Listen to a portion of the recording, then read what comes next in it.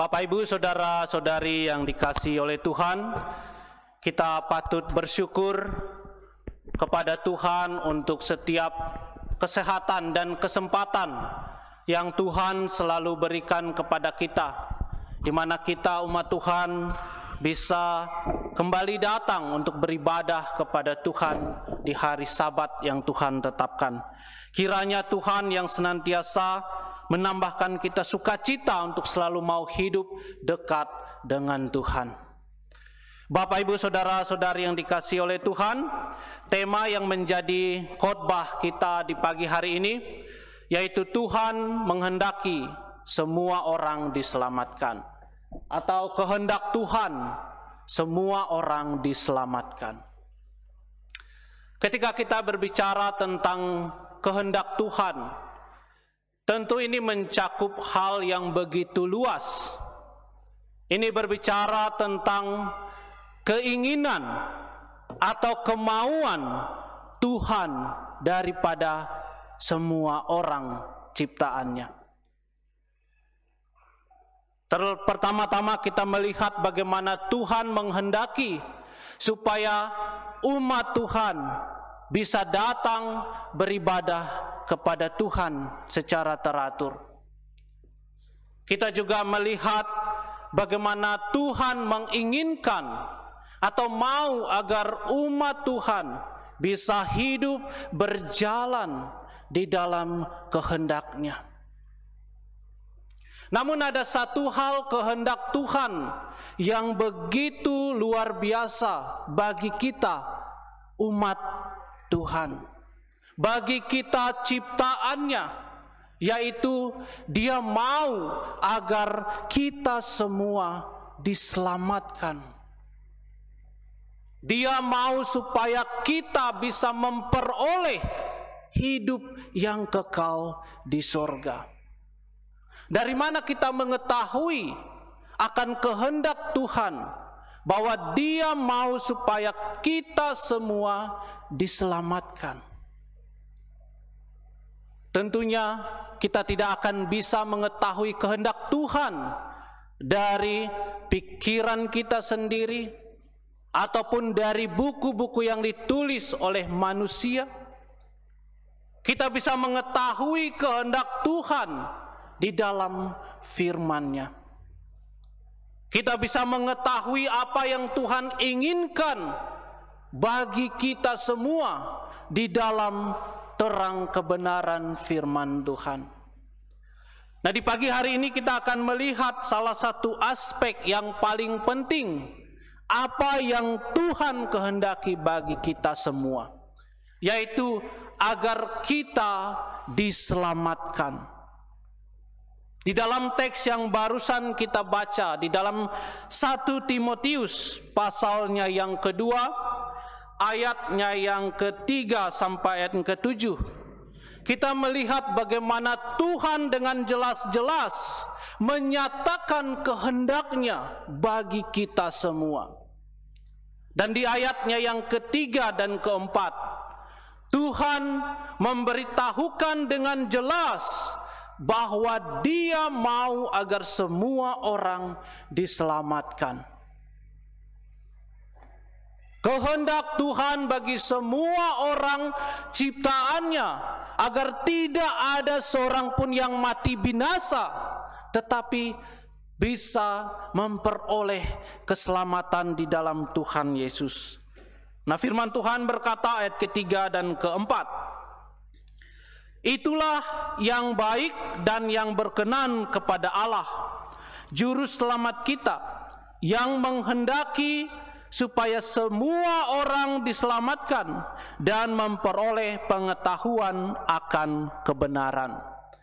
Nah, jika kita melihat kembali ayat-ayat sebelumnya, tentu Rasul Paulus memberikan sesuatu nasihat kepada Timotius maupun kepada jemaat yang digembalakannya, bahwa bagaimana mereka harus mengingat semua orang-orang percaya di dalam doa mereka dan mengusahakan untuk hidup damai bersama satu dengan yang lainnya.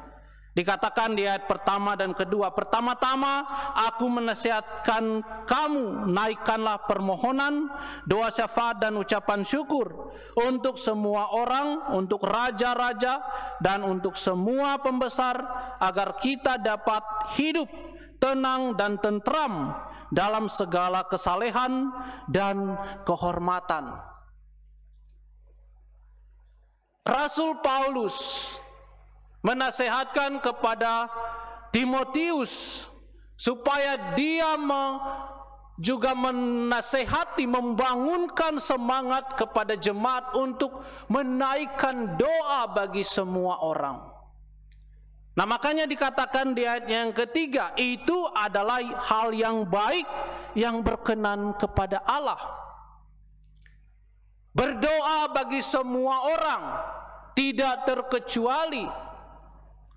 Itu merupakan sebuah tindakan yang layak di hadapan Tuhan, yang berkenan kepada Tuhan. Tidak memilih-milih. Kita bisa mendoakan saudara kita yang belum percaya. Kita bisa mendoakan pemimpin-pemimpin kita supaya mereka bisa memimpin dengan bijaksana yang sesuai dengan kehendak Tuhan. Dan di mata Tuhan ini adalah tindakan yang baik, dan inilah yang seharusnya yang diharapkan oleh Tuhan dari umatnya. Maka dikatakan itulah yang baik dan yang berkenan kepada Allah. Tentu ketika kita berbicara tentang baik di sini bukan menurut standar manusia, bukan menurut pandangan kita apa yang kita lakukan itu baik, tetapi baik di sini sesuai dengan firman Tuhan, menurut firman Tuhan. Tuhan yang menentukan bahwa segala tindakan kita itu baik atau tidak. Dan oleh sebab itu Rasul Paulus mengatakan untuk berdoa bagi semua orang itu adalah hal yang baik dan yang menyenangkan hati Tuhan. Dan selain daripada itu dia juga melanjutkan bahwa itulah yang baik yang berkenan kepada Allah juru selamat kita, yang menghendaki supaya semua orang diselamatkan dan memperoleh pengetahuan akan kebenaran. Dia menyatakan bahwa apa yang sebenarnya yang Tuhan kehendaki dari semua orang, yaitu agar mereka tidak mati binasa di dalam penghukuman, tetapi ya supaya mereka memperoleh pengetahuan akan Tuhan Yesus Kristus, satu-satunya juru selamat dunia. Dan inilah yang Tuhan kehendaki bagi kita semua manusia ciptaannya. Kita manusia sejak atau setelah kita jatuh ke dalam dosa, kita tidak ada hati, tidak ada keinginan untuk mencari Tuhan, bahkan untuk datang kepada Tuhan. Bahkan segala keinginan hati kita dipenuhi oleh kejahatan. Hati kita dan pikiran kita dikuasai oleh hal-hal yang jahat. Dan karena kita telah jatuh ke dalam dosa, maka Tuhan menghukum kita. Dan hukuman yang Tuhan berikan atas ketidaktaatan kita kepada Tuhan ialah neraka, kematian yang kekal selama-lamanya, penghukuman yang kekal di dalam neraka selama-lamanya. Dan ini adalah yang pantas, penghukuman yang pantas bagi kita manusia, karena kita telah berdosa di hadapan Tuhan. Kita telah melanggar perintah Tuhan. Tetapi sekalipun kita dalam kondisi yang tidak layak, dalam kondisi yang setiap hari terus memberontak terhadap Tuhan, Tuhan tetap menyatakan kehendak-Nya. Bahkan menyatakan kehendak-Nya bahwa Dia mau agar semua kita tidak mati binasa, tetapi diselamatkan dari penghukuman kekal ini. Dia mau agar tidak ada satu orang pun yang masuk ke dalam penghukuman kekal.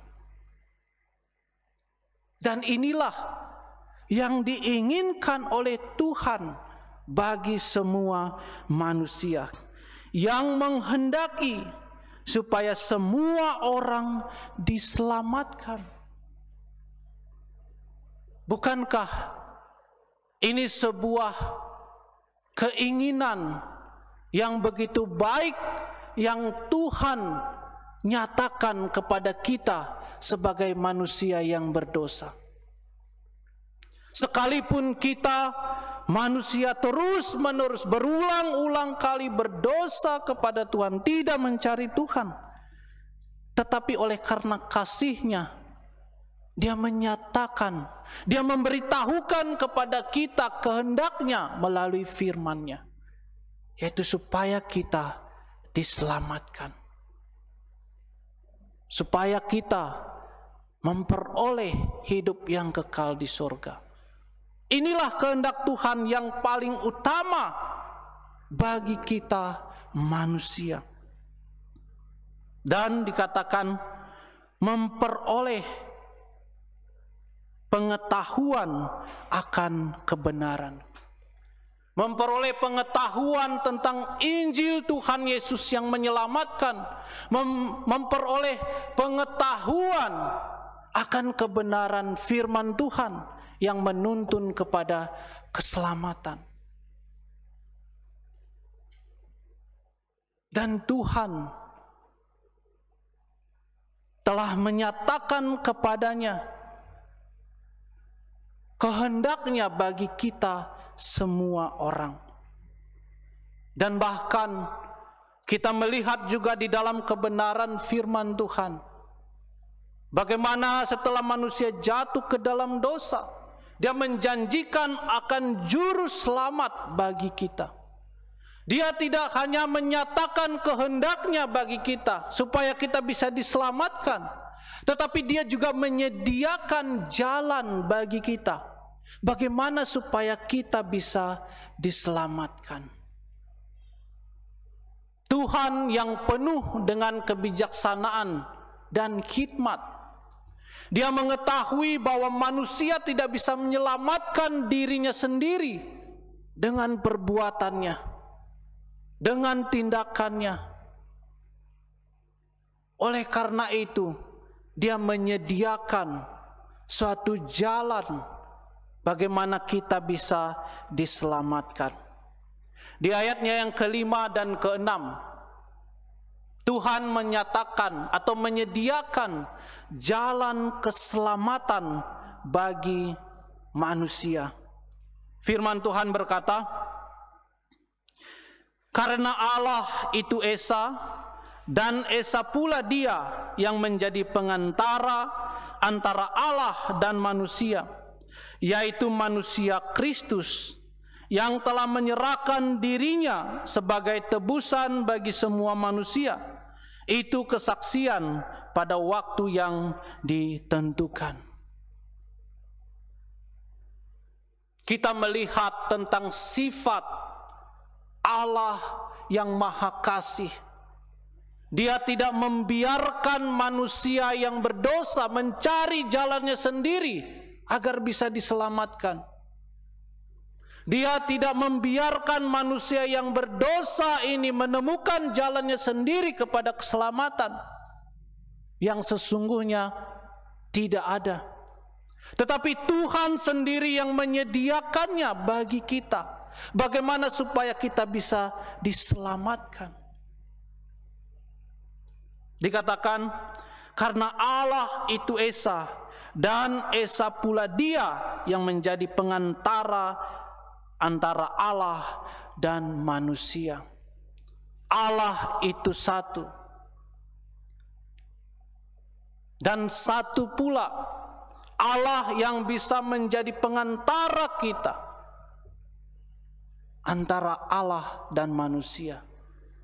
Kita ketahui bahwa setelah dosa masuk ke dalam dunia, ada jurang pemisah antara Allah dan manusia. Manusia tidak bisa datang kepada Tuhan dengan sendirinya. Kenapa? Karena kita sudah berdosa.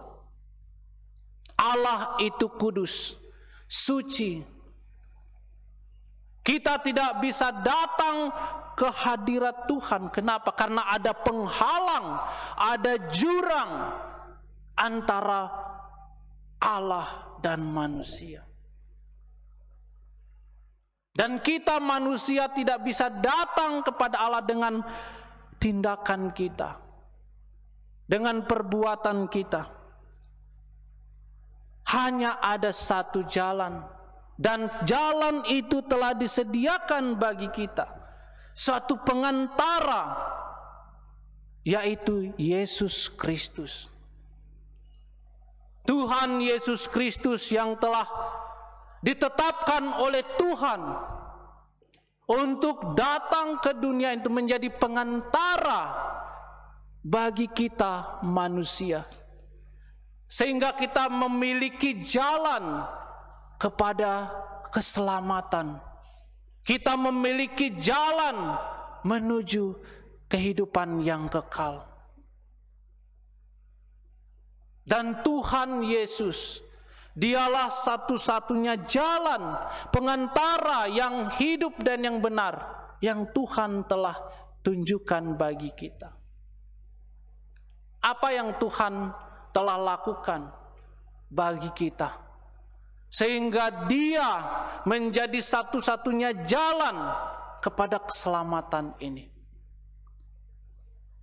Dikatakan di ayatnya yang ke-6, yang telah menyerahkan dirinya sebagai tebusan bagi semua manusia.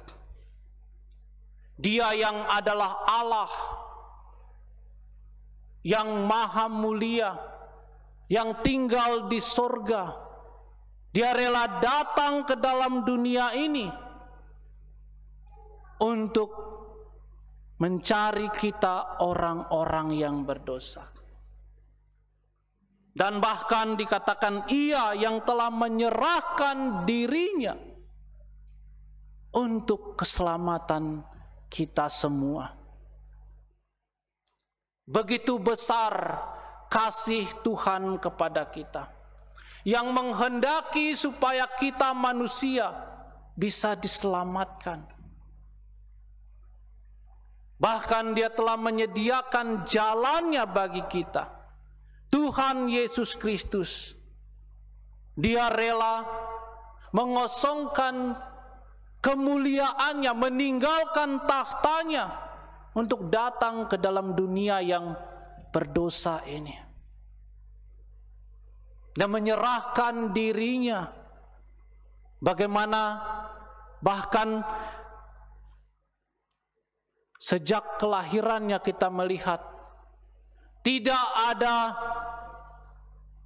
pesta, tidak ada kemewahan yang terdapat di dalam peristiwa kelahiran Tuhan Yesus Kristus. Bahkan Dia dibaringkan di dalam palungan.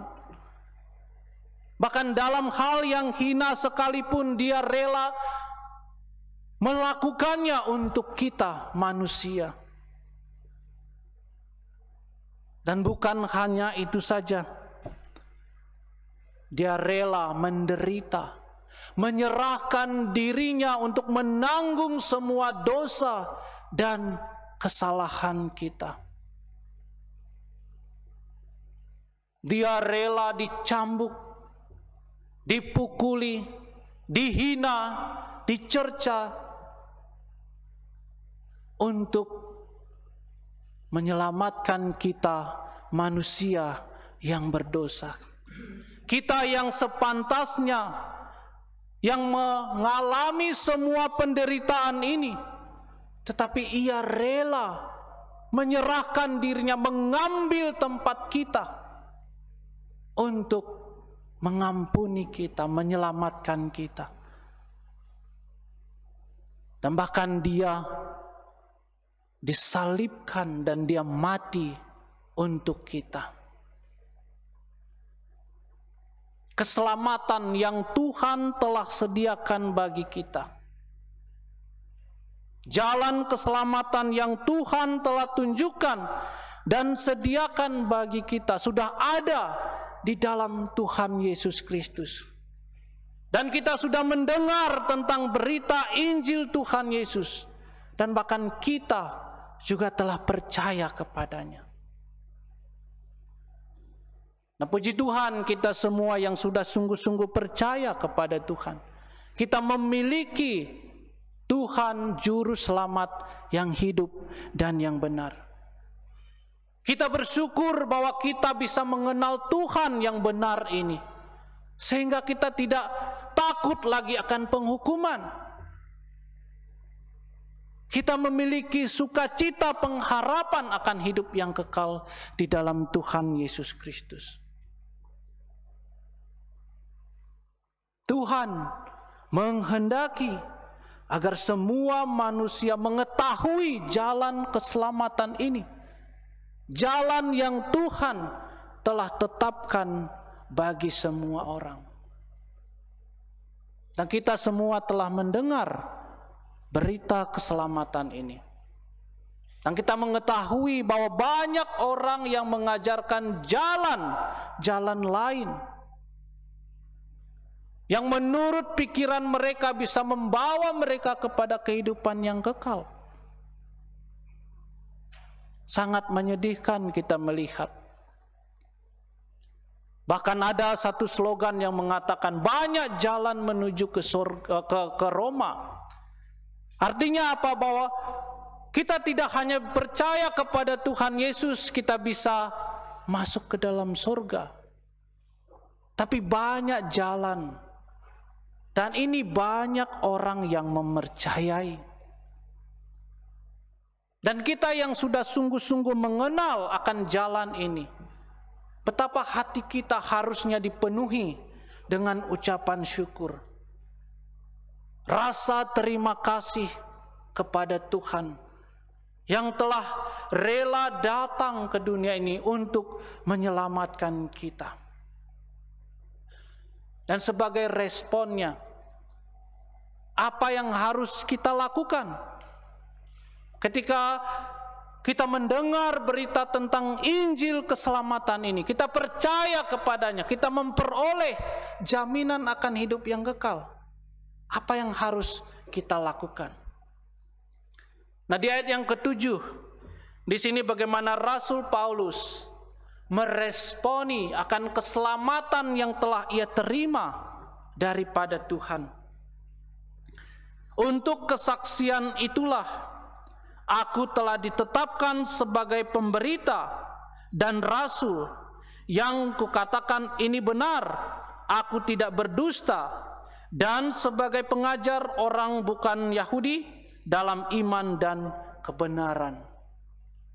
Respon daripada Rasul Paulus ketika dia menerima keselamatan yang benar ini,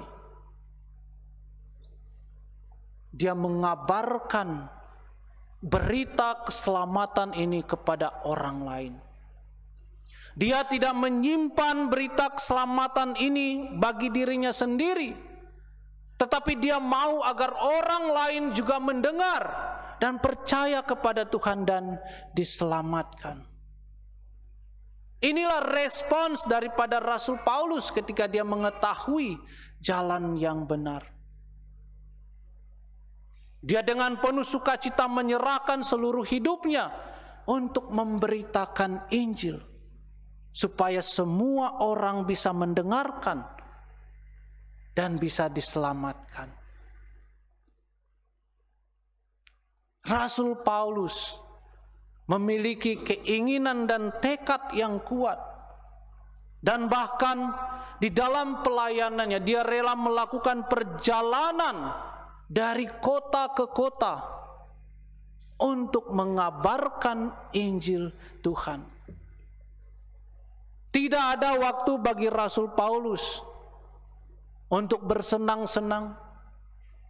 Yang ada di dalam hati dan pikirannya setelah dia mengetahui jalan kebenaran yang benar, dia mau agar semua orang pun bisa mendengar berita keselamatan itu dan bisa diselamatkan juga. Inilah sikap dari Rasul Paulus terhadap Injil Tuhan yang telah didengarnya dan memberikan dia jalan keselamatan. Dia memberitahukan kabar sukacita ini kepada semua orang. Bagi kita semua, Bapak Ibu, saudara-saudari yang dikasihi oleh Tuhan, kita telah menerima berita Injil ini, menerima kabar baik tentang keselamatan yang Tuhan telah kerjakan bagi kita. Apakah kita mau memberitakan berita kabar baik ini kepada orang lain? Apakah ada hati kita untuk mau mengatakan tentang Tuhan Yesus kepada orang lain? Kita sebagai manusia, ketika kita mendapatkan sesuatu hal yang baik, tentu kita ingin orang lain juga tahu. Tentu kita juga ingin agar keluarga, teman dekat kita untuk mengetahui akan hal yang baik kita terima. Salah satu contoh saja, misalkan jikalau ada diskon besar-besaran di salah satu mall, dan kita mendengar berita itu, tentu kita tidak ingin menyimpannya. Kita mau agar orang lain, keluarga kita pun menikmati hal yang sama. Dan dalam hal ini kita paham betul bagaimana kabar baik itu begitu berharga bagi kita. Dan jauh daripada itu, keselamatan ini telah kita terima, Injil ini telah kita dapatkan. Apakah kita mau memberitahukan kepada orang lain juga supaya mereka bisa diselamatkan? Bapak, Ibu, saudara-saudari yang dikasihi oleh Tuhan, di Sabtu ini gereja kita akan mengadakan ibadah malam penginjilan. Malam penginjilan adalah satu ibadah yang khusus bagi semua orang, secara khusus bagi mereka yang belum percaya kepada Tuhan. Di dalam ibadah penginjilan ini, di mana Injil Tuhan akan diberitakan, jalan keselamatan diberitakan. Nah, kita jemaat Tuhan, mari kita datang bersama-sama, dan bahkan mari kita mengajak lebih banyak orang lagi untuk datang mendengarkan Injil Tuhan. Mari kita ajak keluarga, teman, kenalan kita untuk datang menghadiri ibadah malam penginjilan. Mungkin ada kita yang merasa segan atau takut untuk mengajak mereka secara langsung dengan kata-kata kita sendiri. Tapi gereja juga telah menyediakan poster ataupun bahkan undangan yang bisa kita sharingkan kepada semua orang yang ada di kenalan kita. Memberitahukan kepada mereka, oh, malam Sabtu akan ada malam penginjilan. Ini adalah kesempatan yang baik yang Tuhan sediakan bagi kita untuk ikut mengambil bagian di dalam melayani Tuhan, untuk mengajak seluruh anggota kita, keluarga kita, untuk datang mendengarkan Injil Tuhan. Adakah kita memiliki beban bagi mereka yang belum diselamatkan, agar mereka juga bisa mendengarkan tentang Injil Tuhan ini dan diselamatkan? Adakah kita terbeban untuk mau membawa mereka kepada Tuhan? Sangat menyedihkan kita melihat bahwa banyak orang yang terlalu sibuk dengan kesenangannya sendiri, tidak mempedulikan orang lain, bahkan tidak mempedulikan tentang keselamatan orang lain. Jikalau kita melihat di dalam Alkitab contoh-contoh bagaimana mereka yang sungguh-sungguh memiliki tekad untuk memberitakan Injil, mereka selalu memperhatikan tentang keselamatan jiwa setiap orang. Tidak terkecuali, baik itu kecil, besar, siapapun, mereka perhatikan tentang jiwa mereka. Adakah kita memiliki hati dan beban untuk mau memberitakan Injil Tuhan? Kita memiliki waktu seminggu untuk mengajak teman kita. Mari kita gunakan kesempatan ini untuk membawa lebih banyak orang untuk mengenal dan percaya kepada Tuhan.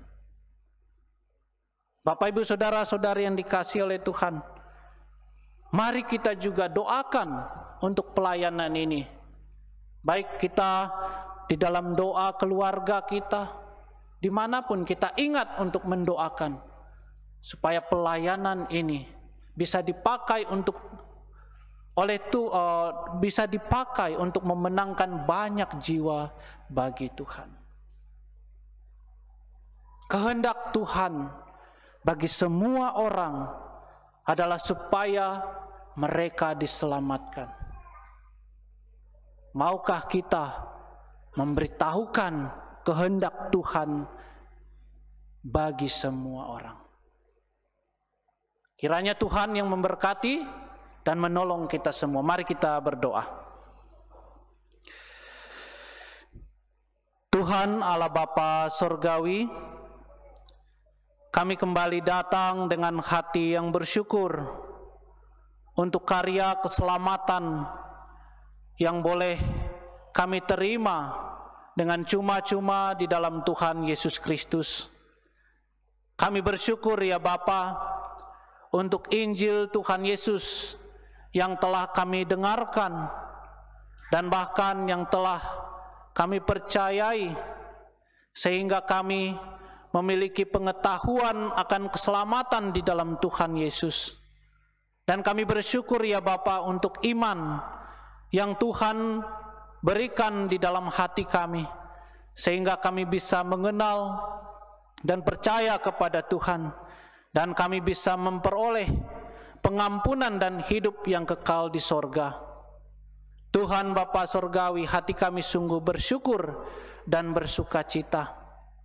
Kami memohon ya Bapa, supaya sukacita kami ini boleh mendorong hati kami untuk mau memberitakan keselamatan ini kepada semua orang yang kami kasihi, kepada keluarga kami, kepada teman-teman kami maupun teman kenalan kami, sehingga melalui pemberitaan ini pun mereka bisa datang dan percaya kepada Tuhan. Bapa Surgawi, bangkitkan semangat kepada kami untuk mau menggunakan waktu di 1 minggu ini untuk mengundang semua orang yang kami kenal untuk datang ke malam penginjilan di hari Sabtu ini. Bapa Surgawi, berikan kami keberanian dan hikmat untuk memberitakan atau bahkan mau mengajak mereka sehingga mereka bisa datang dan mendengarkan Injil Tuhan, dan melalui pemberitaan Injil Tuhan mereka juga bisa diselamatkan. Kami berdoa untuk pelayanan ini supaya Engkau yang memberkati, agar melalui pelayanan ini boleh memenangkan lebih banyak jiwa kepada Tuhan. Kami mengakui kami manusia yang lemah, yang tidak berdaya. Kami membutuhkan pertolongan dan kekuatan daripada Tuhan. Berikan kami kekuatan untuk selalu hidup melakukan kehendak Tuhan dan berjalan di dalam kebenaran firman Tuhan. Bantu kami supaya kami bisa menjauhkan diri kami dari segala hal-hal yang berdosa, sehingga hidup kami bisa menjadi saksi yang baik bagi kemuliaan nama Tuhan. Terima kasih ya Bapa. Inilah doa dan permohonan kami. Di dalam nama Tuhan Yesus kami berdoa. Amin.